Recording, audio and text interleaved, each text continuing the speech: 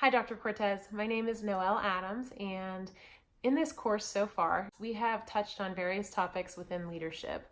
The first that we talked about in Module 1 were the components of leadership. We then moved on to understanding personal truths, and we've discussed communication in leadership, and today I'm going to be talking about social power. So within social power, I have 3 different topics that I'd like to discuss. The first is just the 5 types of social power. Next, I'll move on to the alpha dog concept, and then I'd also like to talk about the dominant type of social power in my work setting. I currently am an assistant professor of physical therapy, and I'm a physical therapist by trade.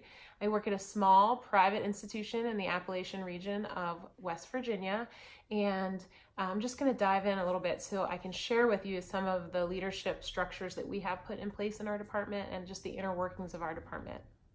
The 5 types of social power include legitimate power, coercive power, reward power, expert power, and referent power. And so I'm going to go into a little more detail on each of those. According to the author of our textbook, Casulo, 2012, legitimate power is defined as the power that comes from being appointed to a position of authority.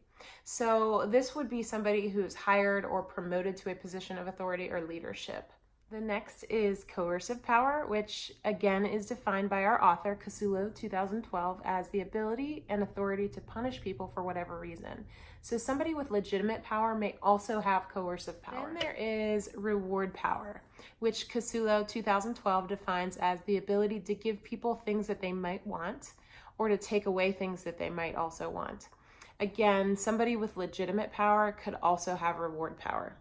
Expert power is defined by Casulo 2012 as the power to influence through sharing knowledge, information, or expertise.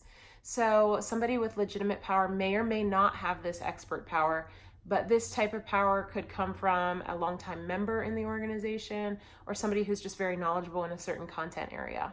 And lastly, referent power is defined by Casulo 2012 as the ability to influence others through charisma and personal acceptance.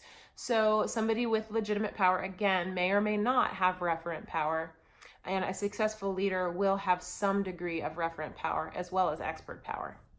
So outside of the 5 types of social power, it's important to remember that a good leader, a leader of any organization, should be able to influence others by means of good communication and active listening. So a leader should make his or her followers feel like they matter as individuals. And this leads me right into the next topic of the alpha dog concept. Casulo 2012 defines alpha dog as a leader with position power whose behaviors create energy and drive real economic results. So all leaders in an organization should have the 3 first types that I discussed, which are legitimate power, coercive power, and reward power. But an alpha dog, a good alpha dog leader, usually will have expert power with the potential for referent power. And if you recall, expert power means they're an expert in a certain content area. So they're an expert and they can give knowledge and information to their followers. And then the referent power is by leading through charisma to influence their followers.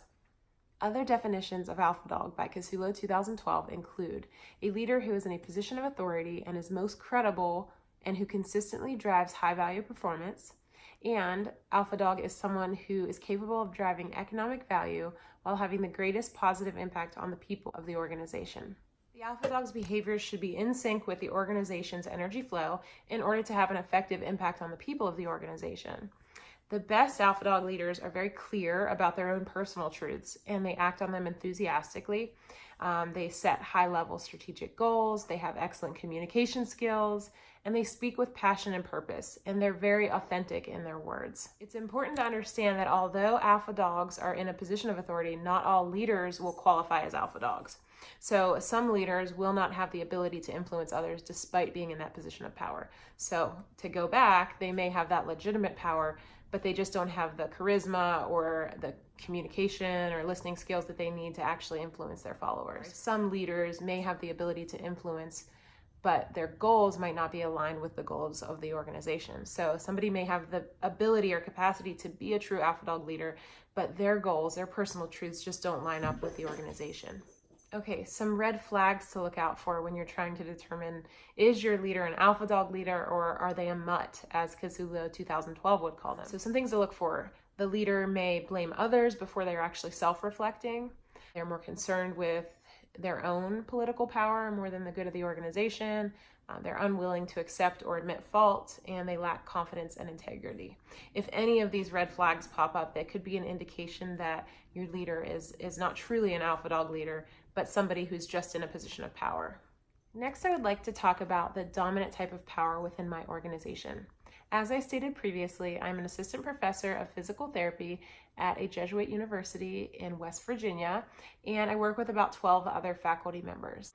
And then we've got adjunct faculty, and we have a few half-time faculty members. The dominant type of power really does not exist within our department, as far as I can see, but rather it comes from the administration. So the administration have more of a dominant power reigning over our department, although we do tend to operate very independently of the rest of the university, and we have so for many years. Within the department, I would say that we don't really have the strongest leader, but he's respectful to all of the members of the organization, and he really tries to make sure that everybody feels like they're important.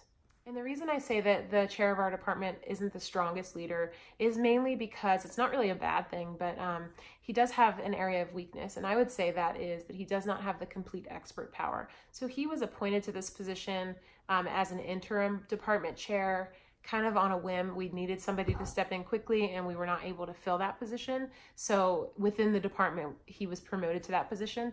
And although he does have that legitimate power, I would say he lacks in some of the expert power. So we kind of come together as a team to fill in the gaps, and we figure out things as a team. So it still works for us. Some areas of strength that our department chair has are that although he does have that coercive power, he doesn't abuse this power. He has the reward power, but I would say he doesn't really use it or abuse it.